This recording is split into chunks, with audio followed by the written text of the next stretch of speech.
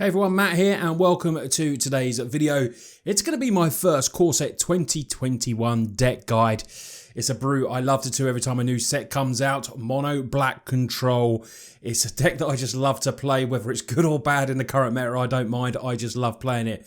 But we get some new toys in core set 2021 and I can't wait until it drops on Arena, so then I'll be able to record some gameplay of it for you as well. But today's going to be the deck guide. So good chance for me to tell you, I am streaming the core set 2021. God, that's a bit of a mouthful. Early access event thanks to Wizards, #free preview account. But it's Blackout Wednesday on Twitch. So I'm not going to actually be doing it on Twitch, and I've been looking for, last time I was going to stream this event on YouTube, but, I didn't get time to look into how to doing it. So this time I'm going to be streaming it on YouTube. So tomorrow, the time is 4:30 PM UK time, which I think is 8:30 AM PST time. So hopefully it'll all go smoothly and I'll get it up and running on YouTube, and I really hope to see you here for that. And we're going to be playing some brew, so yeah, come along and watch that. But without further ado, let's get on to today's deck. It is Mono Black Control. So Mono Black Control, for those of you players that don't, or never played Mono Black Control, or do like control decks, but you usually play blue or white, something like that, we obviously don't run counter spells. We are Mono Black. This runs on more hand disruption and basically destroying creatures and planeswalkers and everything like that. It's a really awkward deck to play against. So Yarek's Fenlurker is a 1/1. This is our first creature in here. We do run 15 creatures in total in a control build. That might seem like a lot, but these all have different effects when they come in and do stuff for us that we need in the game. Fenlurker comes in, each opponent exiles a card from their hand, so the exile is really important. Cards like Euro and stuff like that, they're obviously not going to exile that. What I'm saying is exile, lure us, bringing stuff back. Exile is very good. And the Fenlurker with double black devotion as well, because if it's on the field by the time, we are running Gary in this, so Grey Merchant is a little couple of in this, because we've got some stuff in it that can really add to devotion. And why not? I didn't play it in my last Mono Black Control build, but it was also mentioned, why not just have it in there for like a, maybe a little bit life gun, or maybe even a win con as well. So we're going to be running Gary. But Yarek's Fenlurker can be pumped up as a creature, or it can just be that sacrificial blocker for us. We run a couple of Murderous Rider in there because it has Swift End, so we can destroy target creature or planeswalker. But we do get taxed. We lose 2 life for it, but still it has 2 life. We need a bit of life. I think there's a lot of speedy aggro decks out there. Murderous Rider, once it's done its Swift End, can come in as a creature and has lifelink. And of course, when it dies, we put it on the bottom of its owner's libraries, which means we potentially get to recur it as well. 1 double black, nice devotion as well, and it's a good creature for us. And we do run an extra 1 in the sideboard as well, but we'll see the sideboard towards the end of the video. The next creature, this is one of the new ones, Sky Scanner reprinted, really good, was last in M19. When it ends the battlefield, draw a card. So 3 mana, it takes a nice spot in the 3 mana, helps us against a little bit with flying, so 1/1, can be sacked to some of our other creatures that you'll see in a sec, but it draws a card as well, which is really good. So this for 3 mana does multiple things for us. Blocks flyers, draws a card, and can be used as sack fodder for our next creature, which is Cavalier of Night. We're going to run this as a 3-of. Now, I do have a bit of life gain in it. We're going to need it, because I do think there's going to be a lot of aggro around, and this is a big Elemental Knight, 4/5. 2 triple black, love that devotion, has lifelink, ends the battlefield, you may sacrifice another creature, then we can destroy another creature in return for that.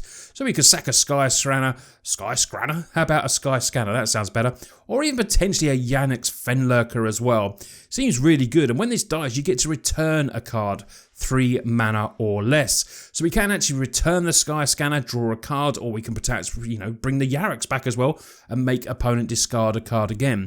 So there's some great interaction here. Grey Merchant of Asphodel, I've said about this, we're going to be running, you've seen the triple black, the double black in the devotion. This just seems, we got to put it in there. We're not a dedicated Grey Merchant deck, but it seems silly not to have in there. Good body, zaps the opponent and gains its life as well. So it seems it's got to be in there, and we've got it in there as a 2-of. What we're going to try as well is a 1-of new card from M21, well, reprinted card, Massacre Worm, 3 triple black, 6/5. Ends the battlefield, creature your opponent control get -2/2 to end a turn, and whenever a creature opponent control dies, that player loses 2 life. Now, personally, I think Massacre Worm's going to be better in a green-black ramp shell, but why are we not going to have this in our deck? It adds to devotion, it does an effect when it comes in, we've got a lot of kill spells, and it's a big 6/5 finisher, so Massacre Worm, you're in there as a one-off. So now let's get to the spells now of the deck, starting off with Village Rite, great new card. Additional cost to cast this, we have to sacrifice a creature, but like I said, we've got some fodder there ready. And to draw 2 cards, you could play your scanner, draw a card, sack it, draw 2 more cards. I just think that's really good. We want card draw. We're in mono black, and this means, we have to pay some tax for it, but hey, it's still going to be good, and potentially we could get it back with Cavalier anyway, that creature that gets sacked. We've got Agonizing Remorse. Going to play that as a 4 of, obviously no blue, so we can't play Thought Erasure, but this is just, if not better at the moment, we get taxed again. But we've got the life gain to actually, contemplate and get all this taxing back. Reveal opponent's hand, we can get rid of a Euro, it gets into exile, and we can actually do it from the graveyard as well, so if they've already played it, we can then get rid of it. New card, Eliminate in the deck as a 3 of as well. Destroy target creature or planeswalker with coveted mana cost 3 or less. Oh, Teferi, thank you very much. We needed this a lot earlier, but obviously to destroy target creature with 3 mana or less, that's going to get Uro as well. I keep saying that because there's so much of it played in the meta, but this card is definitely going to be good for us. Grasp of Darkness, although I don't think it's going to be strong other than probably in mono black. The double black is hard and there's a lot of good kill spells out there. For us, we're going to play it. It's a -4/4. We'll be silly not to play it. It's an extra removal spell for us, and potentially, the -4/4 gets around indestructible if needed be as well. There's Lukutthro, is it, that puts legendary creatures into indestructible. I've seen that when they're playing the Winota decks, and obviously this hits Winota as well because that's a 4/4 stat, and that is a good instant speed removal, along with Heartless Act as well. So this comes in, destroy target creature with no counters in it, or we can remove 3 counters. Great versatile removal cards, along with Grasp of Darkness. We've got some fair removal in here. We're going to play a 1 of Grim Tutor, because search for a library for a card, put that card in your hand, then shuffle your library, you lose 3 life. It is pretty strong. I originally had 2 in here, but I've actually knocked it down to 1. That might change depending on how much we may need it. Losing the 3 life, like I said, we are going to get taxed. It always happens. Grim Tutor is still a very sweet reprint of a card, and if we need to go and find something specific, this can really help us out. Extinction Event is in there as a 2 of as well. I like this. Choose odd or even exile creature. We got a lot of exile in mono black, and this really does help us out. It zeros even, so it gets rid of tokens. It's just a very good card. So now we're going to go on to some Planeswalkers, some finishers and stuff like that. We got to win out the games. We're going to try Liliana Waker of the Dead. Yeah, it's early. I'm recording this early. You can probably tell. I'm interested to see how good this is. It looks good. The +1, each player discards a card. Whoever can't loses 3 life, which is very nice. I like the -7 emblem a lot.